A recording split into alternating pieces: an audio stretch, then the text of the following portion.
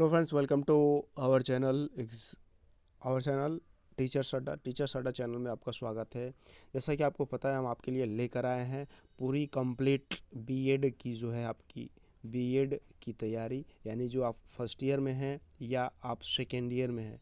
ठीक है, 2 साल का कोर्स होता है, तो फर्स्ट ईयर और सेकेंड ईयर दोनों के लिए मैं जो है आपके लिए वीडियोस बनाता रहूँगा और आप इसे देखकर जो है केवल एग्ज़ाम में जाएंगे, आप पास हो सकते हैं। तो आप हमारे साथ ज़रूर बने रहें। ठीक है, आपको सीरीज़ किनने की ज़रूरत नहीं है, केवल आप सोते समय जो है इस वीडियोस को देखिए और आपकी सारी तैयारी कंप्लीट हो जाएगी। ठीक है, तो आइए हम देखते हैं। प्रश्न सेकंड की बात करें, ये आपका लघु उत्तरीय प्रश्न है। ठीक है, इससे पहले हम लोग जो है दीर्घ उत्तरीय प्रश्न देख चुके हैं। ये आपका लघु उत्तरीय प्रश्न है। अब बात करें सेकेंड क्वेश्चन की, तो आपके सामने सेकेंड क्वेश्चन है कि उपनयन और समावर्तन संस्कार में अंतर ज्ञात कीजिए।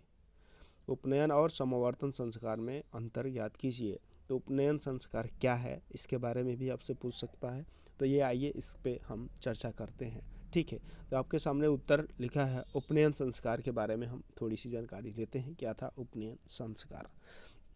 जिस प्रकार वैदिक कालीन प्रारंभिक शिक्षा विद्यारंभ संस्कार से शुरू होती थी, ठीक है, उसी तरह औपचारिक शिक्षा उपनयन संस्कार से प्रारंभ होती थी। बालक की सुव्यवस्थित एवं सुनियोजित शिक्षा का प्रारंभ ब्रह्मचर्य आश्रम में उपनयन संस्कार के पश्चात होता था। और उपनयन का शाब्दिक अर्थ क्या है? पास ले जाना। आप इस चीज़ को जरूर नोट रखेंगे। उपनयन का मतलब है, उपनयन का अर्थ है पास ले जाना। ठीक है, दूसरे शब्दों में कहें तो बालकों को वैदिक शिक्षा प्राप्त करने के लिए गुरु के पास ले जाया जाता था और गुरु गायत्री मंत्र का उपदेश देता था।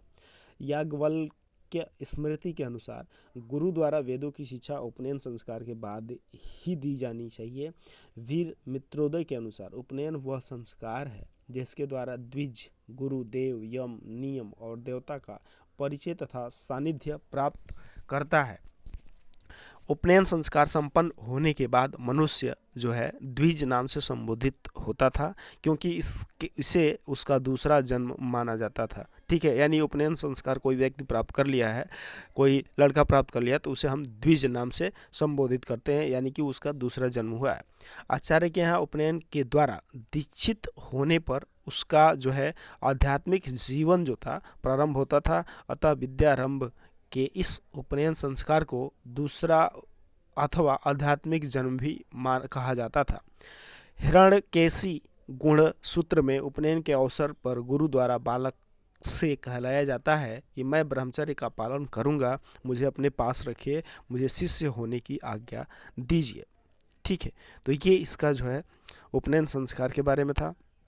अब इसमें और भी चीज़ें हैं, इसको भी हम पढ़ेंगे। उसके बाद समावर्तन संस्कार में चलेंगे हम। तो अपने पास रखिए और मुझे शिष्य की आज्ञा दीजिए। शूद्रों के अतिरिक्त अन्य तीनों वर्णों के लिए उपनयन संस्कार अनिवार्य था और तीनों वर्णों के उपनयन संस्कार संपन्न करने की अवस्था भिन्न भिन्न थी। याज्ञवल्क्य के अनुसार बालक का उपनयन संस्कार 8वें, 11वें और 12वें वर्ष में क्रमशः ब्राह्मण, क्षत्रिय और वैश्य के लिए होता था। इन तीनों वर्गों को द्विज कहते थे, यानी कि जो आज के डेट में ये जो है ब्राह्मण और क्षत्रिय और जो वैश्य है वो 8वें, 11वें और 12वें वर्ष में प्रवेश पर होता था।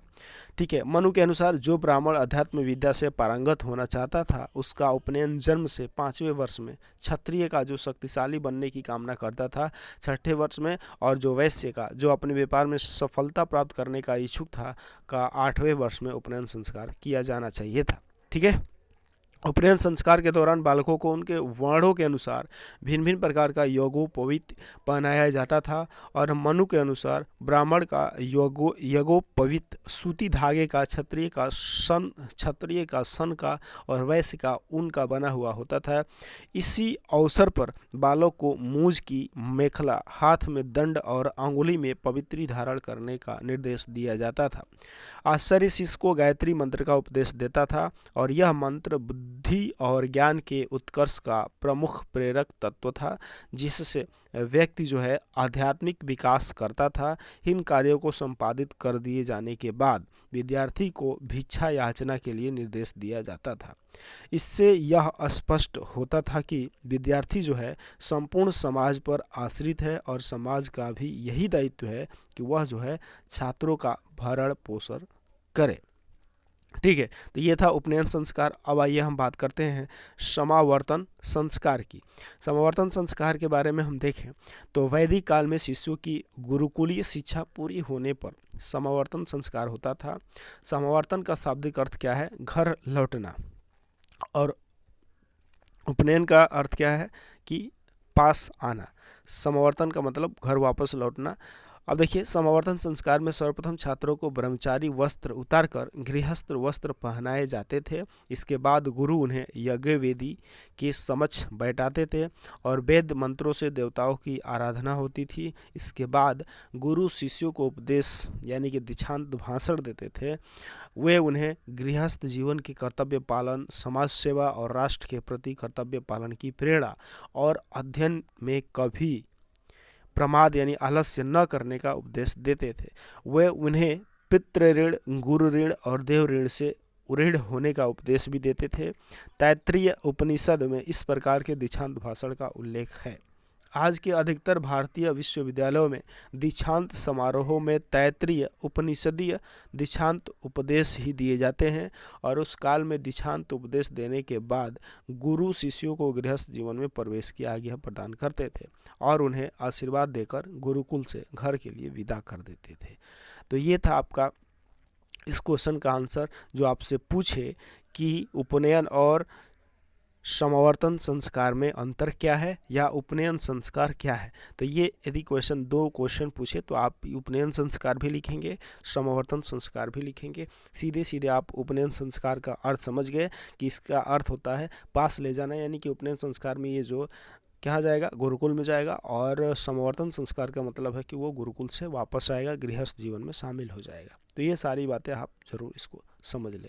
ठीक है, यदि ये चीज़ें आपको अच्छी लग रही है, वीडियो अच्छा लग रहा है, तो आप ज़रूर वीडियो को लाइक भी करें, इस वीडियो को शेयर भी करें अपने ग्रुप में, जो भी ग्रुप हो आपका, या तो आपके पास जो भी फ्रेंड है जो बीएड कर रहे हैं उनके पास ज़रूर आप शेयर कर दें ताकि उनका भी भला हो जाए और एग्ज़ाम आसानी से दे पाए।